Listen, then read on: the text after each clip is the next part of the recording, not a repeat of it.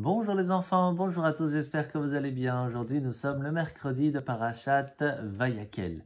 Aujourd'hui, nous allons voir comment, encore une fois, lorsque nous construisons le Mishkan, il y a une chose qu'il ne faut pas oublier, c'est de toujours bien écouter comment on le construit, qu'est-ce qu'on utilise pour le construire, et bien sûr, pas tout le temps. À un moment, il faut aller dormir, par exemple, mais surtout le jour du Shabbat, on doit y faire attention. Un jour, l'empereur Adrien, qui était assez méchant même des fois, a demandé à Rabbi Yoshua ben Hanania en lui disant « Rabbi, qu'est-ce que c'est que cette histoire? Votre Moshe il est mort, moi je suis vivant, je suis mieux que lui. » Alors Rabbi Yoshua lui dit « Tu sais quoi, on va faire un test. Voilà ce que tu vas faire. Envoie une lettre pour que demain, personne dans toute la ville n'allume du feu. Quelle que soit la raison, interdiction d'allumer le feu.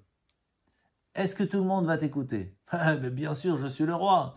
Voyons voir. » Le lendemain matin, Rabbi Yoshua arrive au palais de l'empereur et lui dit « Viens, allons à la terrasse et allons voir si tout le monde t'a écouté. » Et oui, on ne voyait pas une cheminée avec de la fumée.